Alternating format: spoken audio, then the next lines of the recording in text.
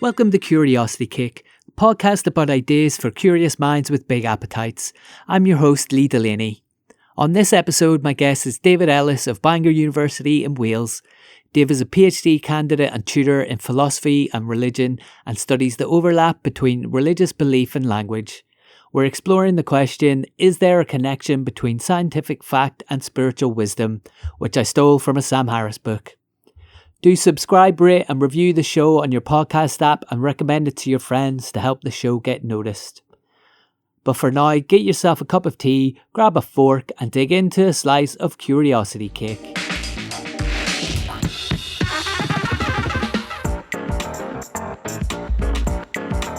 Curiosity Cake.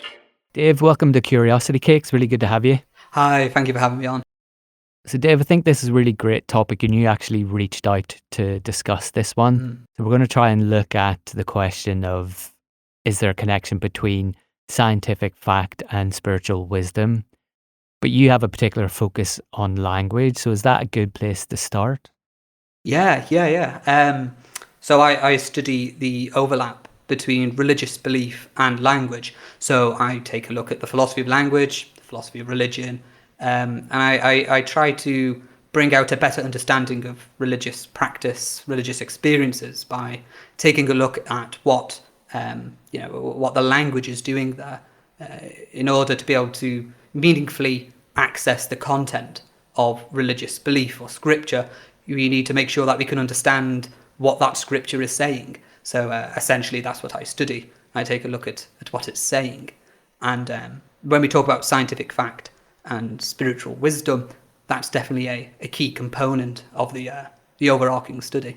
And this is getting into this topic of spirituality. What is spirituality? Is it different to religion? And the word itself is something that has very particular meaning. Yeah, well, it's a difficult one. You see, part of philosophy is being made up of a discussion, being made up of a dialogue.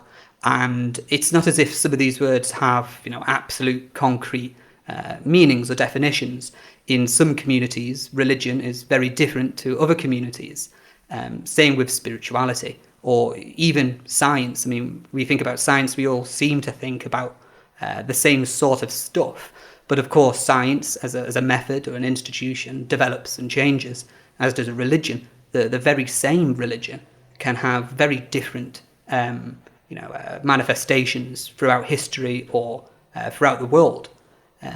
So there are general agreements perhaps on these sorts of terms, but when we try to get into the nitty gritty, sometimes we have to just get to a point where we're willing to say, well, maybe there isn't a real foundation here. It's just, it's just a language game, as Wittgenstein would put it. I can see how we would have possibly different ideas around what religion or spirituality mean, but is there not a more concrete shared idea of what science means? Sure. I mean, when we think about science, we probably are thinking about the scientific method. We'll be thinking at the basic, perhaps, level about observation, about drawing up hypothesis about the things we've observed, making sure our observations are legitimate, they're valid, they're not mistaken or misunderstood. And then things get more and more complex. We have perhaps like falsifiability, the verification process, and things of those sorts. So yeah, I do think there is a common notion of science as an activity. When we look at things like spirituality, I mean, we have perhaps a trivial understanding, perhaps in the West, when we talk about spirituality, things that come to mind perhaps sometimes is perhaps things with someone who feels very in touch with the world, perhaps a new religion sort of conception, new age religion. And sometimes that could be very legitimate and meaningful, but we don't want to trivialize it. We don't want to think that a spiritual person is someone who just believes in magical crystals and healing power and stuff like that.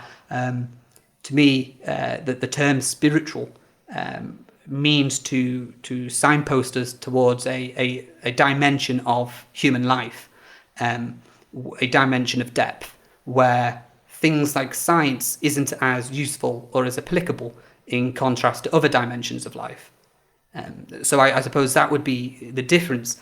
And I think what makes it especially difficult to pinpoint a definition to spirituality is often a term used to describe a way of being, and we can't quite point at a way of being. We can point at things, but if we're talking about a way of understanding the world, a way of feeling, a way of living life, it's very hard to point at objects of that. We have to watch it for a while and get involved with it and start to get the point of it. And it takes time to become invested at that level.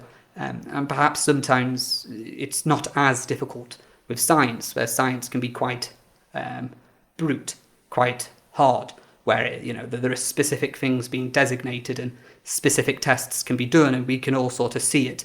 We don't have to live it to be able to understand things.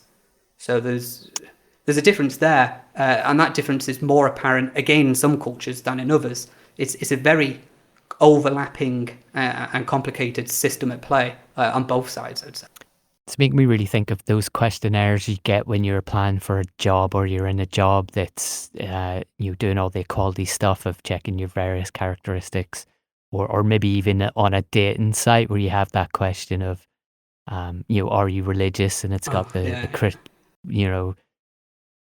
Christian, Muslim, Jewish, that sort of thing, and it's got the spiritual but not religious option.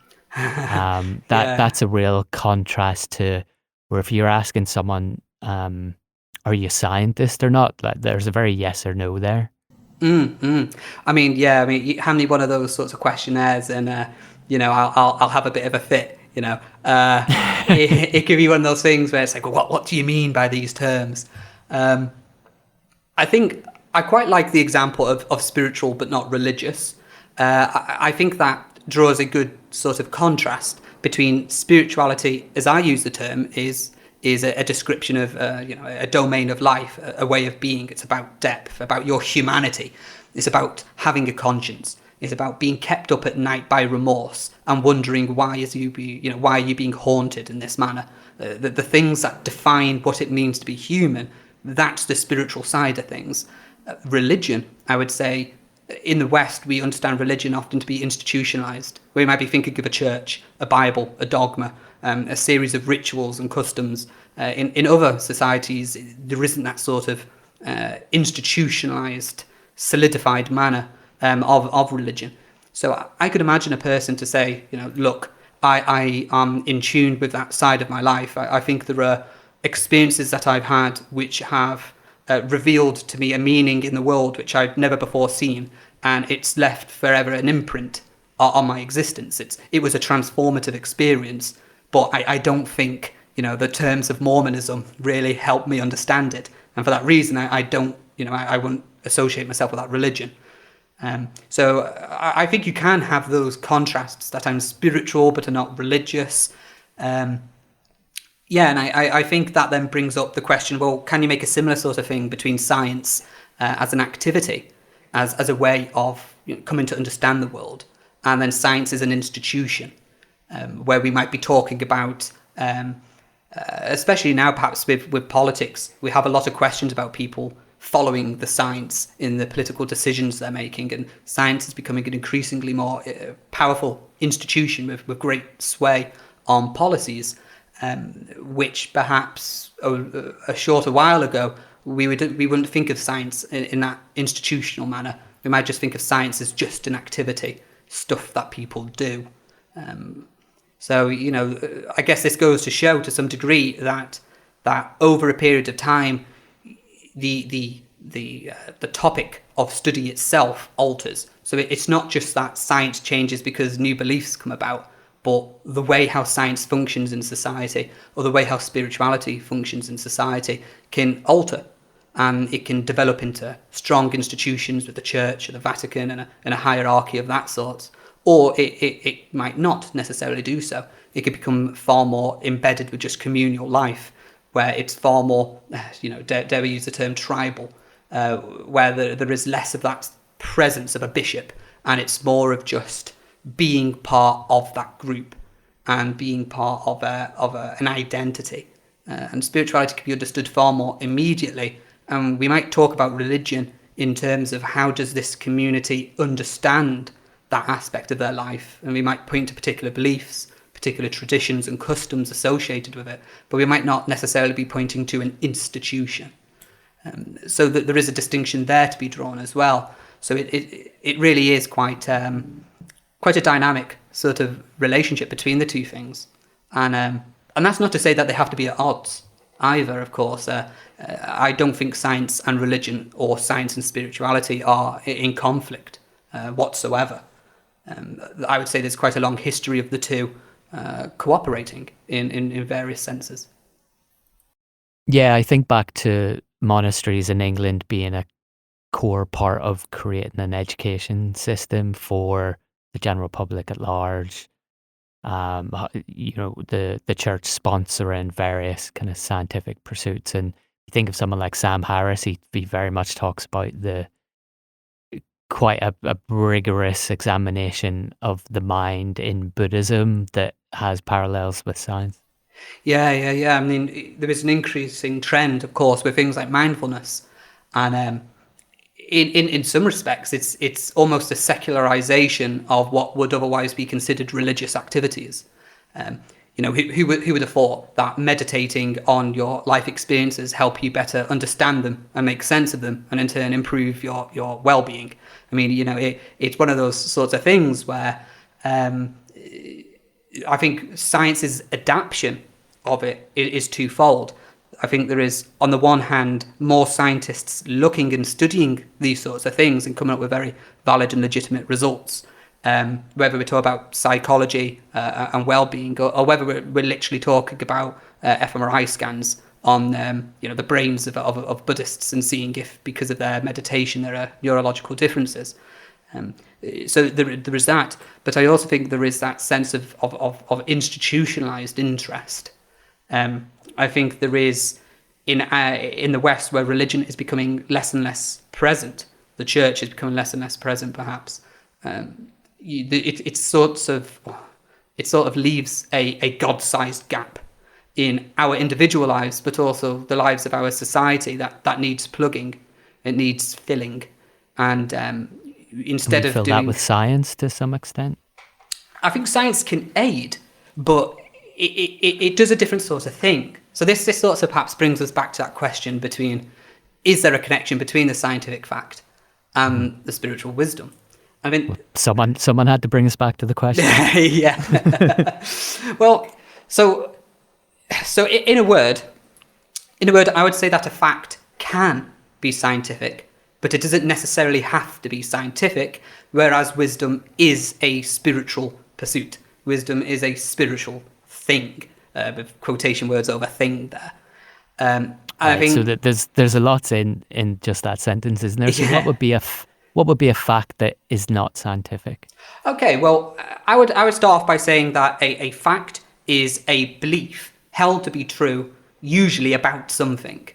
That I believe such and such is the case, and I think this is a true belief. I'm not mistaken. It's not a false belief. It becomes a scientific fact, I would say, when the measurements for what determine its truth is in accordance to the metrics used in science. So scientific facts might be things about photosynthesis, for example, but some people may argue that there are different but equally legitimate and valid means of coming to factual beliefs, such as in mathematics or logic or things involving grammar, which we rely less and less on science as an inductive method of empiricism, of looking into the world and trying to draw out conclusions. We could argue that some things are learnable through reason and rationality, and there's less of a science to it. So I would say then a scientific fact is a belief held to be true in accordance to what science considers to be the right ways of measuring truth. But you could have a mathematic truth. You could have perhaps a moral truth, which is discoverable through reason, according to Kant. So you can have different sorts of facts. Whilst I would say wisdom, you don't have a wisdom, but you might have a fact. Wisdom, I would say, is a term given to a skill that we have. A person, it's like an gradient. You either are wise or you're not. And then we ask, to what degree do you have wisdom? I would say wisdom is the skill at being able to not merely understand the world and life, and of course science has done more than any other study or institution at helping us understand the world, but I think wisdom is about helping us make sense of it. It's about being able to get what it means. It's about being able to relate how we feel to what we're thinking.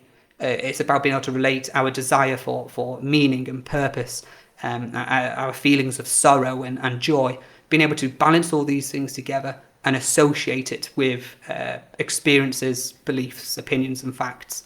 And I would say that that is a spiritual action.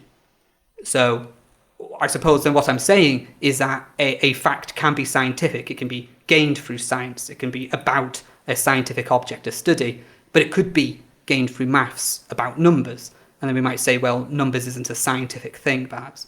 Whereas I would say wisdom is a skill a person has, and that skill is about accessing what I would call the spiritual domain of a person's life, the depth, their humanity, that thing which we call to when we ask someone, you know, how could you have done this?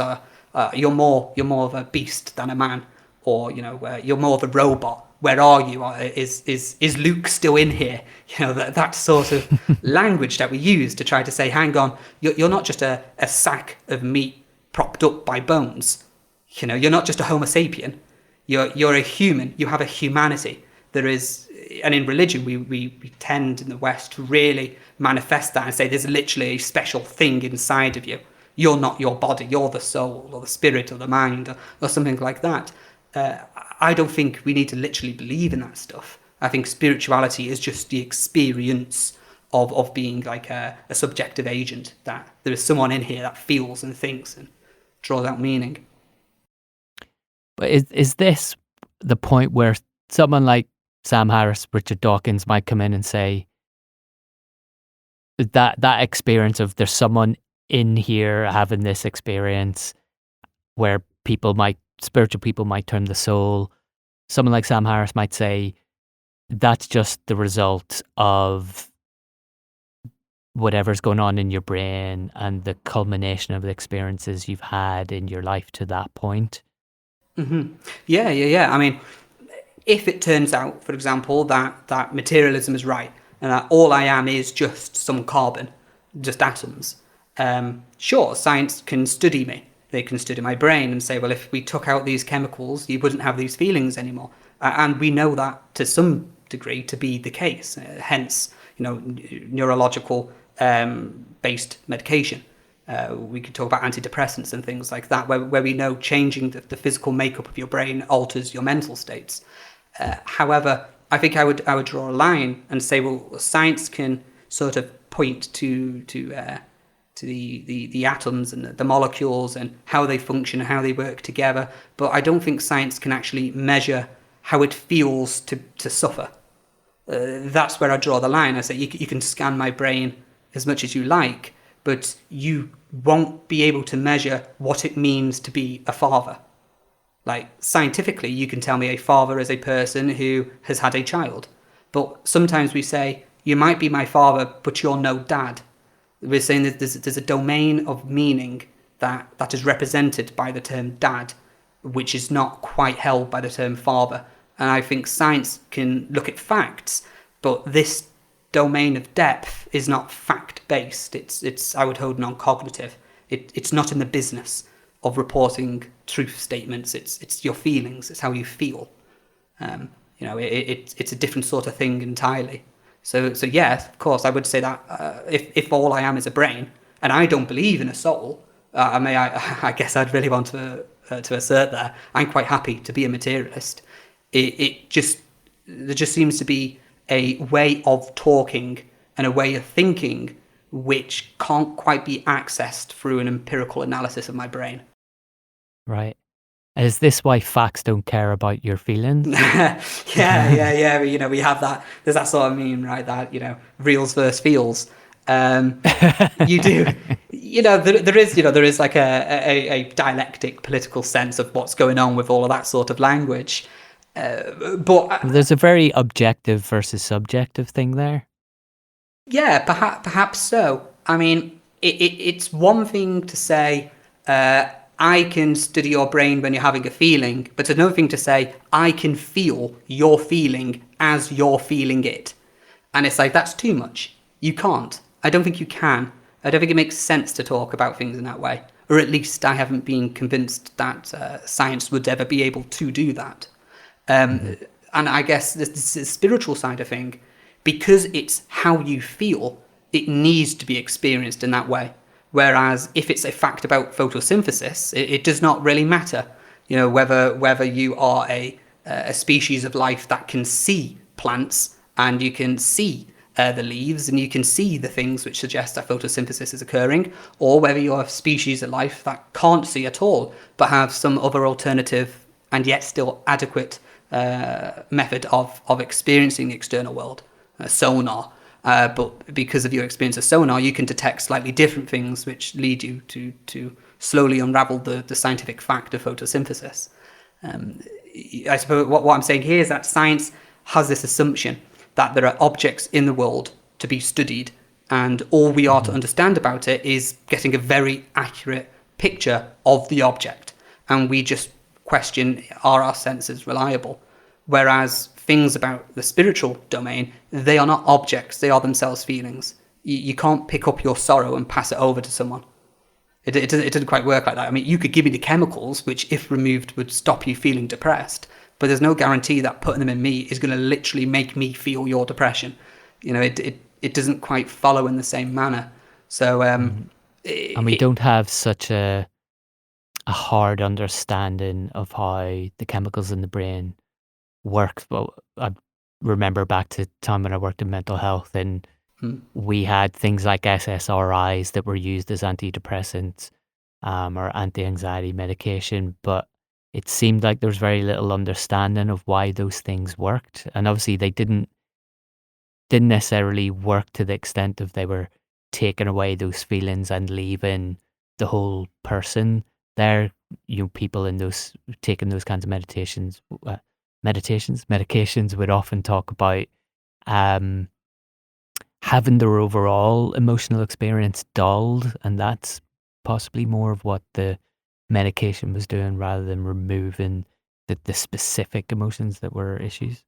yeah. And I think it's not just that. I think what interests me with this whole picture, it's what sort of question are we asking? Like, what sort of thing do we think having a better understanding of the chemicals in our brain will be able to assist us with? When I say that I'm so lost, everything's gone wrong in my life. There is no hope. There is no use. I'm pathetic. I have those real, really serious and deeply felt phenomenological experiences, informing the person exactly how their chemicals are reacting in their brain doesn't really help them out much. It doesn't. It's of no utility. It doesn't really offer anything to that side. You see, when I talk about there's a depth to the human condition, and things are it's experienced in our values, and things like remorse or sorrow, they call out to us, and I don't think giving scientific facts really have an adequate response to what's being called out. Mm. Sometimes things call out to be appreciated, not solved. It's like, so for example, I could imagine going back to perhaps counselling and therapy and stuff of that sort. Somebody coming in to speak to a therapist and explains to them that they have survivor's guilt. Now, having a psychiatrist explain to them something like the principle of sufficient reason or the truth of determinism, and how that person doesn't have free will and it would be impossible for them to have acted otherwise, and so it's literally not their fault that they have survived whilst all their friends died in this tragic event that took place. We are missing the point. That might be factually true, but it does not address the sort of meaning that the question or the statements or the reports of the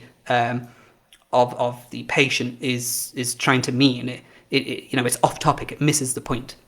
And I guess that's what I'm wanting to point out, that spiritual side of our life is that side. It doesn't mean we must say, oh, there's a soul. there's a spirit. I don't think that's required. It's just, look, there is this side of you, of a depth which can, as if seem to go on forever. That there are things in your life that keep you awake all night and all life. They don't go away. Scientific facts about chemicals in your brain which are responsible for that feeling doesn't really, it doesn't really do it justice. That's not the sort of thing we're looking for, I don't think. I think religion is in the business of trying to provide that sort of stuff. That's not to say it succeeds or it's right or whatever. I think that's just what religion attempts to do. It attempts to address that spiritual aspect of the human condition. And we've just got to a point in our society where we have become more interested in certain ways of understanding the world as objects, that we run the risk of understanding ourselves as also objects, and we lose sight of our own subjectivity, and then we come to neglect that inner aspect of ourselves, and that itself becomes problematic. People have identity crises, not because things have gone wrong, but because they haven't actually found themselves. Religion was not trying to help you find yourself, but not allow you to be lost in the first place. You would have been born and raised in an environment that would have been not merely trying to help people who feel lost, but help them keep charted throughout their life, to have never allowed it to happen in the first place. So I think in some respects where religion has sort of, I don't know whether you'd say gone out of fashion, or it became that politically institutionalized that it became objectionable in politics, or became objectionable due to moral or immoral actions they've performed in the past, we've sort of, thrown out the baby with the bathwater. In throwing out the church, we've thrown out our souls. But we can't actually get rid of that side of ourselves, because that is what we are. We are that depth. So it becomes difficult, especially for science, because science as a language game doesn't really view the world in that way. It can't really talk like that, because I'm not saying that literally there is a soul in me and I've thrown it out. Obviously it's a metaphor, but religious language provides us the capacity to speak and express things of that sort. And is this where the connection between scientific fact and spiritual wisdom is, that they're complementing each other, they're providing an aspect or an understanding that the other doesn't fully cover? Yeah. I would say one without the other would be a problem. If all we had was scientific facts, we'd be sort of like robots. I mean, referring perhaps to like pop culture a little, if the whole world was made up of Sheldon Coopers, full of scientific facts and geniuses, but there's no wisdom there. It's like, I wouldn't really want to live in that sort of world, or the world of like some Star Trek Vulcan sort of world where logic is dominant. It's like, no, it's like, where's that inner part of you? And that's not to say, of course, that's not to say that they are wrong. It's just more to say you actually have that aspect of you. Don't neglect it. If you don't have that aspect of you, then there's nothing to neglect. But chances are, if you're a human, you have your humanity as well. It's part and parcel of what makes us us. There are exceptions, of course, but don't make yourself an exception. So you could have all the scientific facts you want. You could know all sorts of stuff about the world. But without wisdom, you don't know how to apply that facts to the things that define you as a human. Like, what does that mean for responsibility? How does knowing the facts of determinism get you out of survivor's guilt? How does knowing what photosynthesis is tell you about whether you should or should not continue persevering through your suffering? There are aspects of the human experience which scientific facts can, of course, aid us and advise us, but them alone doesn't really get the point. But likewise, spiritual wisdom, without any, actual knowledge, isn't much use either, I don't think. The problem we've experienced that, haven't we, for a good number of millennia? Yeah, well, I mean, so that's where there's this sort of like balancing act which came about. I mean, when we think way back with humans and the early development of religion, there was no distinction between religion and politics or religion and science. I mean, there was just a group, and the group acted. part and parcel of their understanding of the world. They didn't have these sorts of like separations as we find currently in our societies. There are other places in the world currently where you still don't see that sort of separation. Religion, a lot of the time, required degrees of scientific fact for it to quote unquote work. So take, for example, the difference between astrology and astronomy, where astronomy is the scientific study and analysis of the planets and the moons and the stars and all of those sorts of things, whilst the astrologist is a person who looks at that stuff and says, this is what it means. That because Mars was slightly redder than usual when you were born, it means this, this, and this. Now, we could totally out of hand dismiss astrology and say it doesn't mean that at all. You being born whilst Neptune is somehow in line with Mercury, it means nothing. It's nonsense. However, for the people at that point in time who believed in it, they would still nonetheless want to make sure that they have identified the correct planet, that they have measured the correct star. And so they would still be developing scientific methods of star tracking, of planet tracking, of keeping the seasons, of keeping in mind time and things of that sort. So again, there wasn't the distinction. You can't have one without the other. I mean, not quite, at least, not in the way we sometimes phrase it as being like one versus the other and they're somehow in a fight of some bizarre sort. I don't think it works like that at all.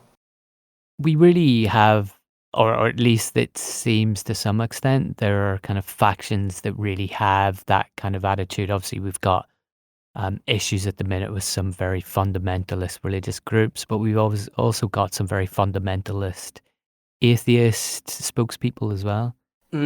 Yeah. So you do have very fundamentalists who are religious, those who are atheists, those who are science, and you have like middle ground positions as well. So for example, in the West, we might be thinking of those people who are so, to quote unquote, fundamental in their religious beliefs that it's the scripture is the scripture. There is no exception. There's no room for interpretation. At that point, in my mind, it's like you might be religious, but is that actually spiritual? I mean, anyone could pick up any text and say, I'm going to adhere to it, but that does not make it spiritual. I mean, just because you're going to follow all the rules of Kantian ethics doesn't suddenly make you a spiritual person. It doesn't quite follow. There's a lack in understanding there, potentially, if you're just following a set of rules that are behaviors that you just do because you're told that's what you're meant to do. You're not necessarily engaging with understanding the meaning of any of those things. Absolutely. That you hit the nail on the head there. There's a lack of understanding.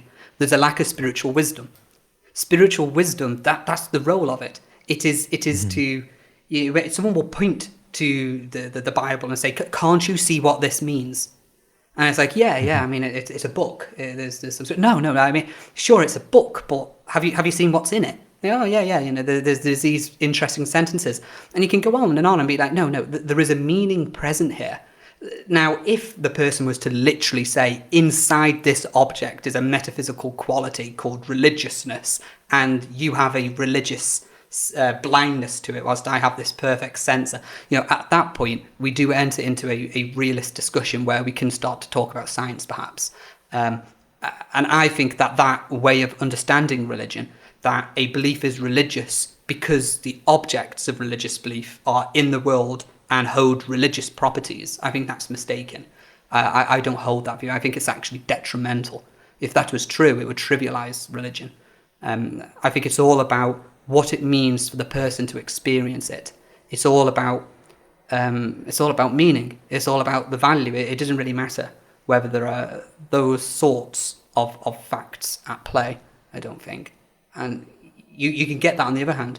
You can get it where there is a person who will be so let's take, for example, you have scientists who will make the statement that you are made of stardust, and they will say that's a scientific fact. you are. There's carbon in you. There are these other elements, and the only way to account for that is that they were the products of supernova, which was a star blowing up. You are made of stardust. And we could go, oh, okay then, that's an interesting fact. But perhaps we would say, well, there was a meaning here. Can't you see the metaphorical or symbolic nature to saying you're made of stardust and not carbon?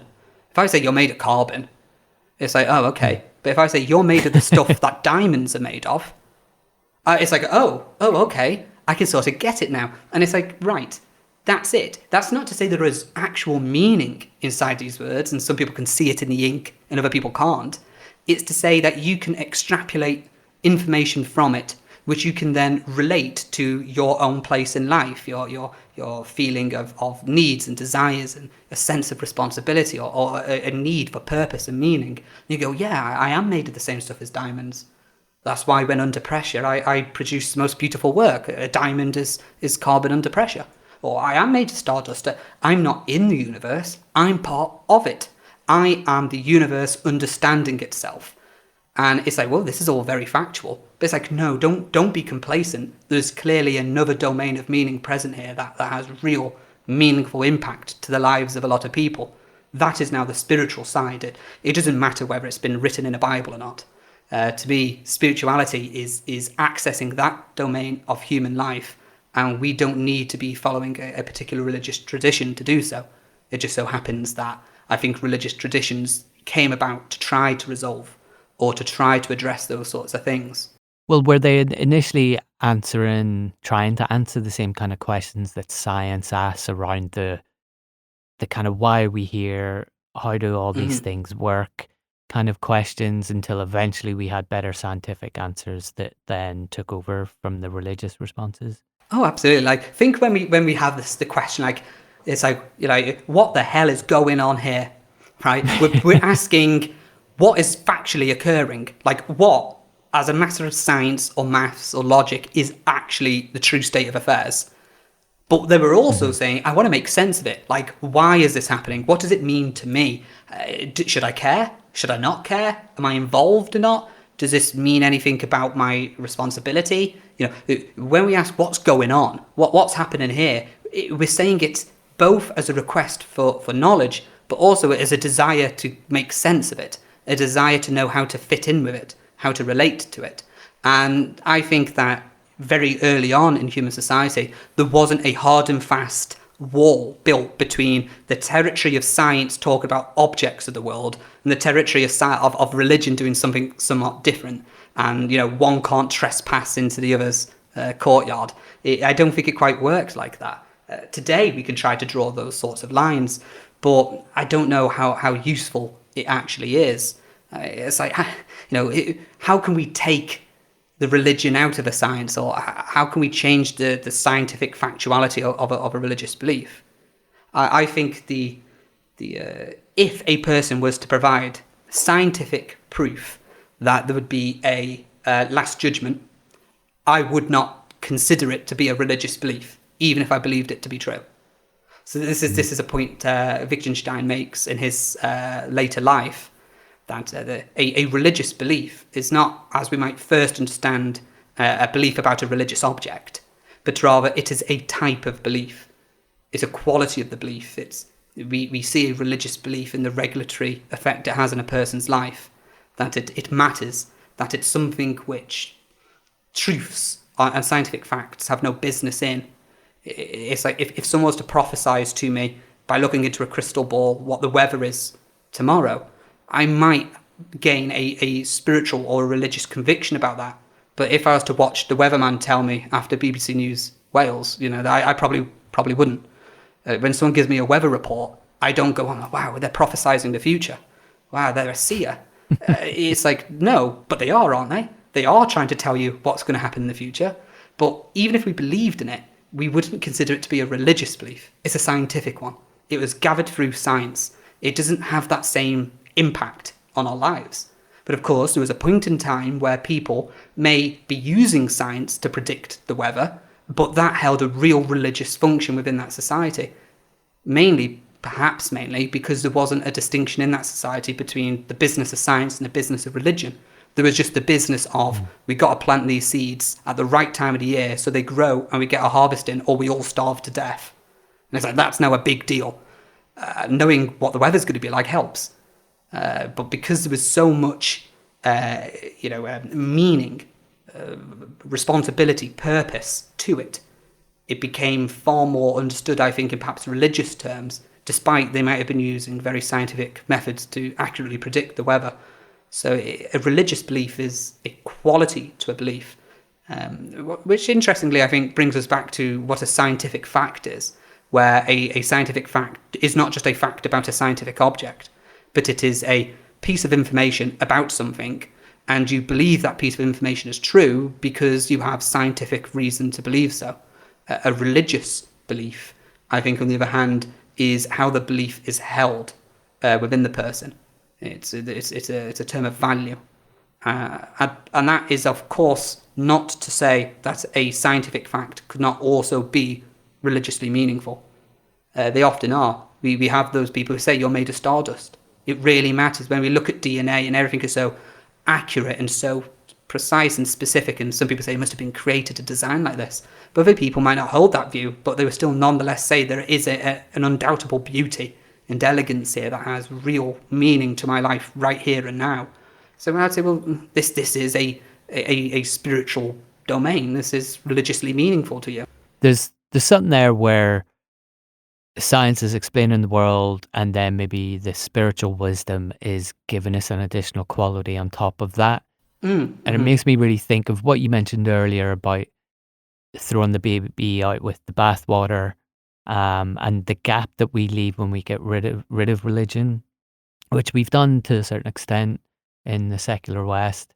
And it's really bringing up people like Nietzsche or even like Jordan Peterson, who are really making those arguments, saying that actually there's a danger there when you get rid of this entirely. Yeah. So, I mean, speaking about both Peterson and Nietzsche, where Nietzsche talks about the death of God, and he writes it about the parable of the madman, and it's a very powerful passage of text, and there's some really profound ideas in there that we killed God, and what is to become of us, the murderer, the killer of God. And it goes on and uses all these very interesting metaphors that in killing God, we've wiped away the horizon. We've uncoupled the earth from the sun. So it's like our belief in God had a regulatory power over our lives. And it wasn't understood necessarily in the facts, but it was understood in what your purpose was, what your meaning is, what your responsibilities are. It provided, in a pragmatic sense, a structure of time, both in your own life, so your rites of passage, your marriages, your baptisms, stuff like that. But it also provided regulatory effect in your responsibilities, your purposes, your meanings, your duties, your what everything is going towards, and where did you come from, all of those sorts of things. And in killing God, in getting rid of God, we haven't just got rid of superstitious beliefs, but we've also got rid of all the stuff that was also providing us. It was actually, providing our life with order. It was giving us a sense of community, that we were all, in a sense, the same, but now we might not be. It makes me really think of, again, going back to like psychology, mental health, of on an individual level, an individual person, you'll learn particular behaviors as you grow up, as you respond to your environment, that help you deal with the situation at a particular time. And you might get to a point in your life later on where that behavior isn't bringing about positive consequences for you. And that's where people get into mental health type issues to some extent, where they need to then challenge that behavior and learn a new kind of behavior to bring about whatever kind of positive objectives they have.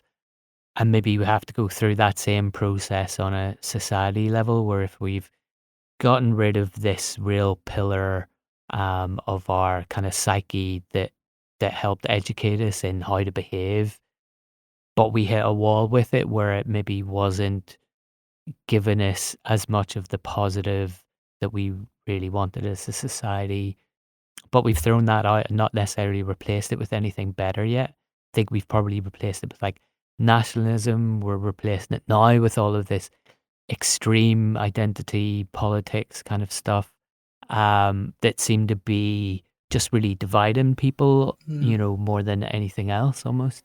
So it makes me really wonder if we're struggling through that process of we thrown this stuff out and maybe at some point we're kind of realizing actually we really need that, or we Oh, need yeah, yeah, something yeah. to fill that. We haven't quite found it yet. Absolutely, yeah. I mean, I'm in total agreement, and with the three things you've said there. So, like on the one side of this, I would agree that when we talk about mental health and how people might be doing particular actions that they need to change or attitudes they need to alter, a lot of things which religion did was to provide means for that to occur. Concepts about forgiveness, redemption, being forsaken, being able to confess your sins to a priest and to be heard and to be reminded that everyone is fallible. We're all in sin. Who should cast the first stone? There's a lot of aspects of that, and when we think about the sorts of things people find immense use from religion and from speaking to therapists, you can often find overlapping matters about hope, purpose, identity, meaning, these sorts of things that religion can also help offer explanations and ways to understand, as can a therapist. So sometimes it can be kind of difficult to understand whether is a person having an issue of a religious sort, of an existential sort, or of a psychological sort, and are they really actually meaningfully different things? Is it the same thing? It's just there's three different institutions offering different sorts of ways to comprehend it. So I think there's certainly that side to it. I think also that as religion starts to become less and less present in society, that's not to say people are not calling out for forgiveness or calling out for purpose and meaning. They got to get it somewhere. And I think politics is often a way to provide that to people. It provides you a sense of community, a brotherhood, an identity, an origin story, a sense of direction, where you're all going to, what it's all about, an us versus them mentality. You can often have that as well within religion, Which sadly. is very much what's happening now, I think. Absolutely, yeah. I mean, if we look at contemporary politics, I study religious language, so I guess I'm always looking out for it.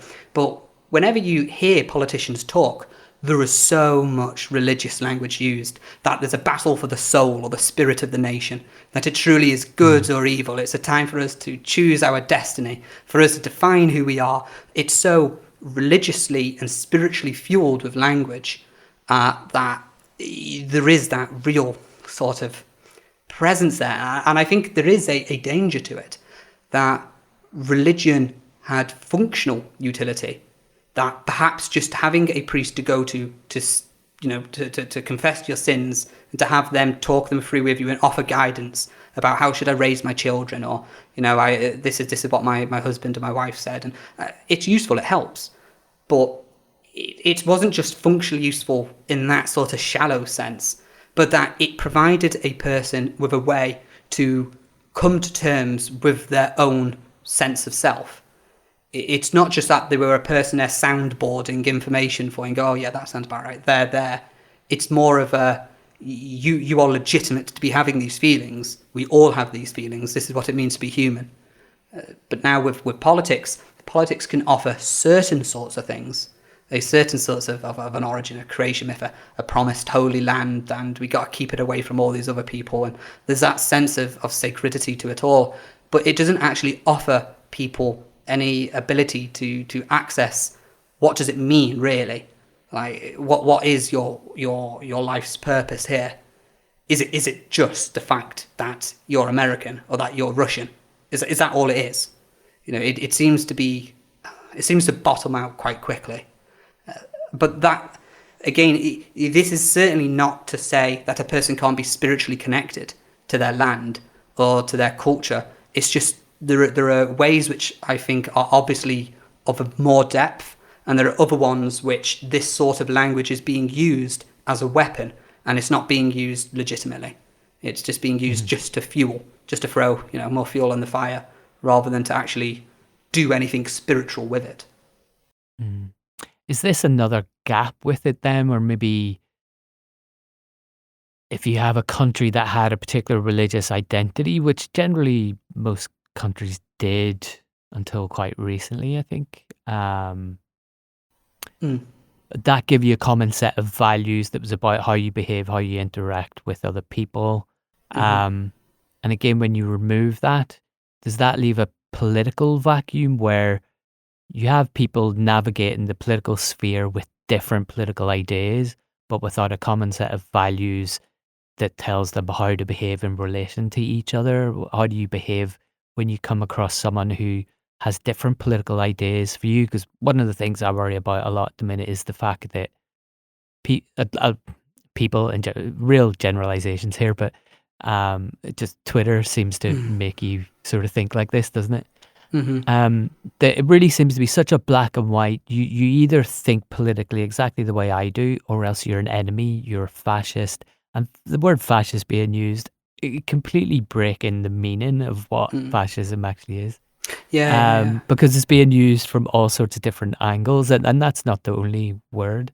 But I guess I'm wondering, is that those kinds of common values, even as we kind of break down the concept of liberalism itself, kind of what common values do we have left? Is that just leaving a gap? In the same way, if you take out a strong leader, then you have a bunch of warlords that then come in to fight out to be the dominant force. Is that just the period that we're in now? To some extent, I agree. There is a lot of debate about what religion actually is, or what religion does. One of the most classic sociological explanations is offered by Durkheim. He says religion does two things. It divides up aspects of life and understanding into two parts: the sacred, the special, the unique, the important, and the profane. So the ordinary, the everyday. And the second thing it does, the second function, is that it develops a moral community, that it gathers us all together under a common set of rules, not necessarily explicit. Of course, you can have a religion full of thou shalt not commandments, but the fact that everybody has gathered together for the same reason itself brings about unspoken rules, that if we're gathering here for the same reason, we all agree that this matters. And we all agree to some extent that we feel the same way about it, and we're all sort of responsible for what's going on here. And that brings about the community, and it might not be as explicitly stated, such as, don't kill, don't steal. So there is a large thinking that is what religion does. And if you remove the religion from the society, you have essentially took away the glue that stuck everyone together, that kept everything united and whole.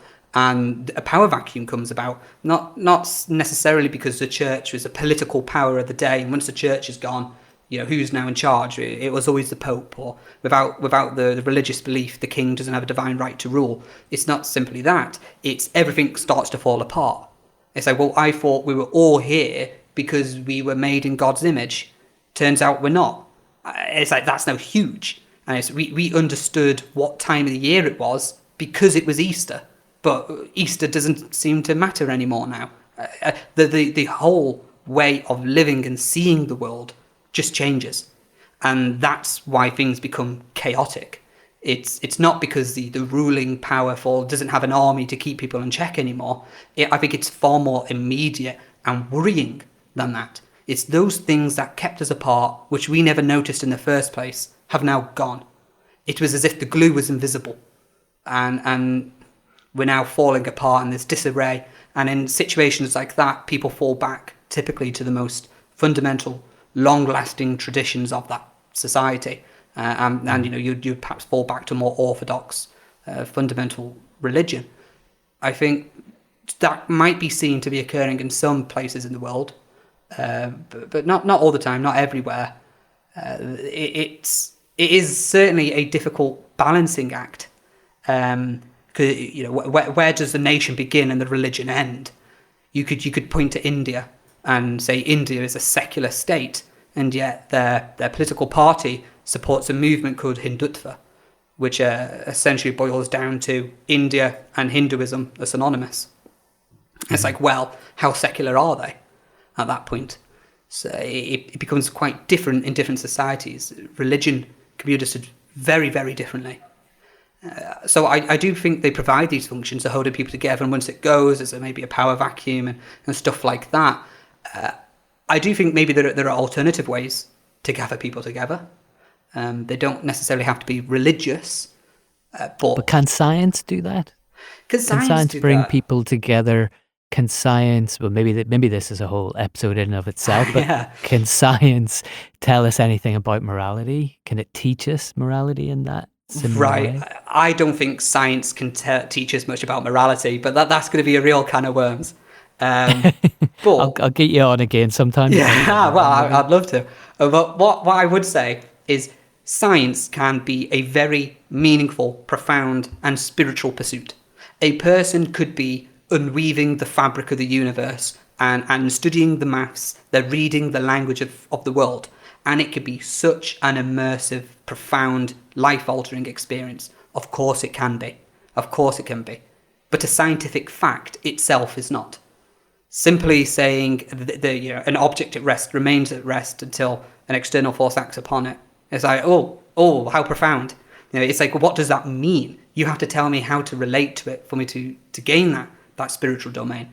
So science as an action could be a spiritual pursuit. A society could be formed around that appreciation. You could have institutions developed to praise and to support and to think, rather than paying attention to this celebrity, why don't we pay attention to this scientist or to this mathematician as much? Why don't we build statues to people like Stephen Hawking? Why these people instead? Sure, we can have that. We can have that.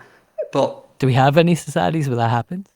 Do we have it? I can't think of any. I don't know. I can't think of any either. I mean, Is this what happens on Atlantis if it really existed? Yeah, perhaps so. Like, I think you do, because there's a question in that there, right, where we talk about, well, can atheism act as a religion?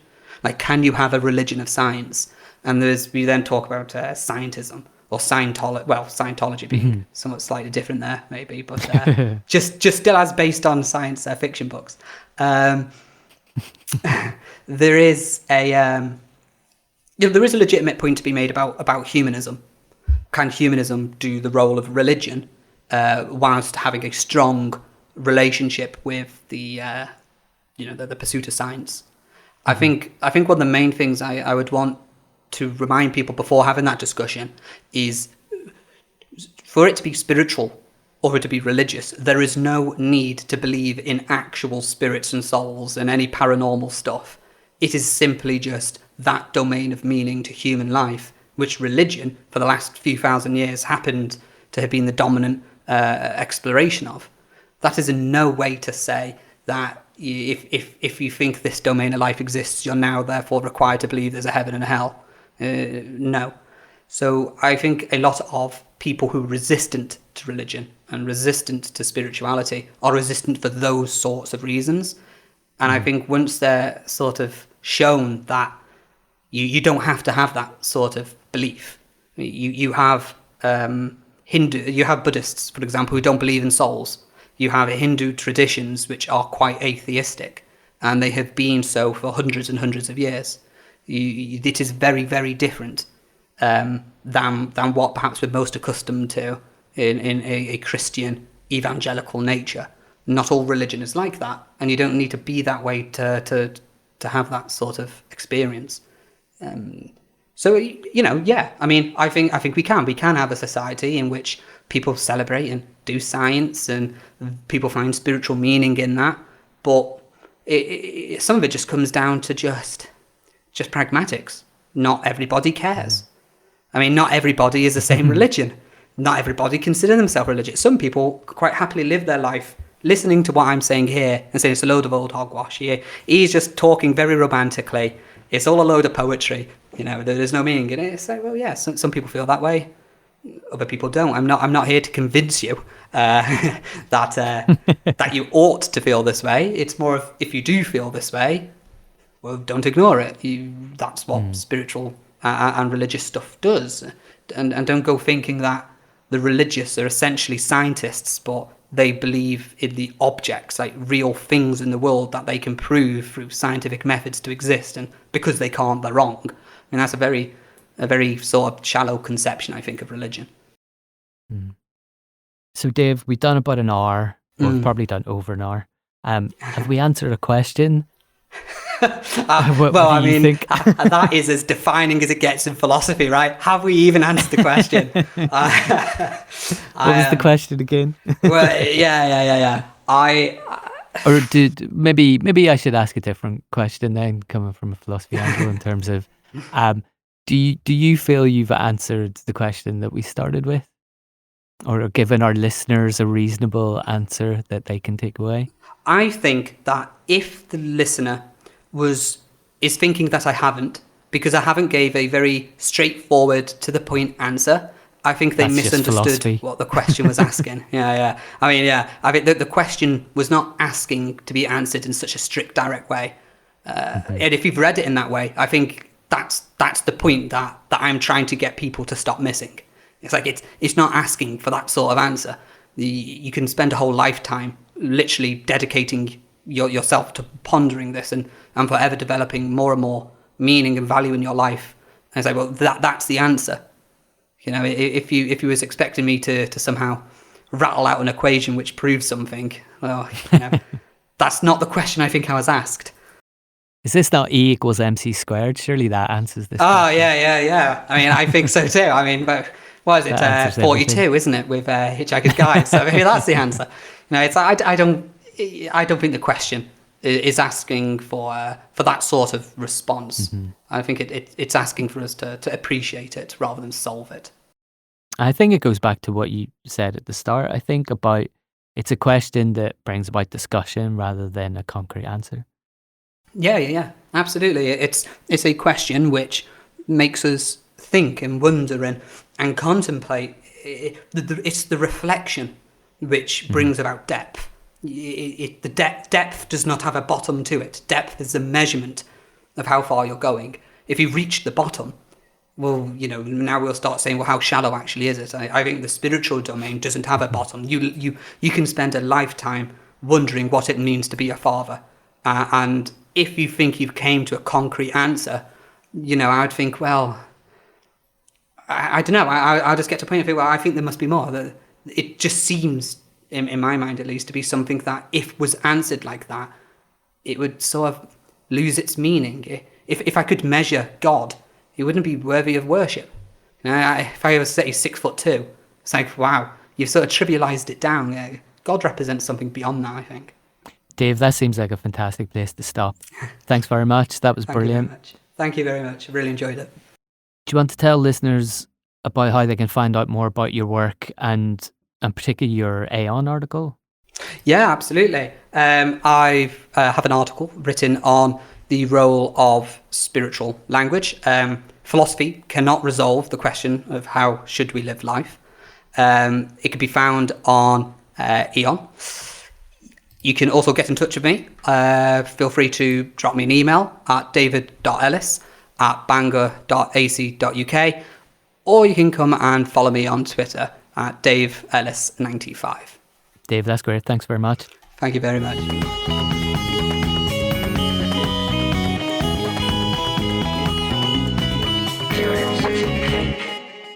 Before we wrap up this episode, I want to share this trailer for the Ibretta Online Somewhere podcast. So do check them out.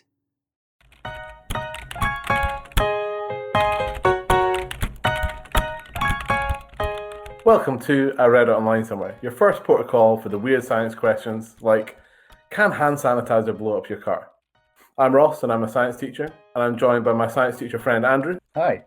And a science teacher's worst nightmare, Amy. Hey! So every week we are here to discuss the strange and interesting stories that we've read online and also answer everyday science questions like, why is the sky blue?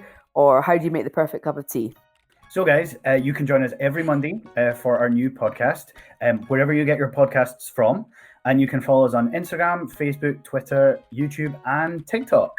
So we will see you on Mondays. See you soon, bye. Bye. Yeah. Hope you've enjoyed listening to this episode of Curiosity Cake. Remember to rate and review the show in your podcast app and spread the word. Get in touch on Twitter or through the website. Bye for now.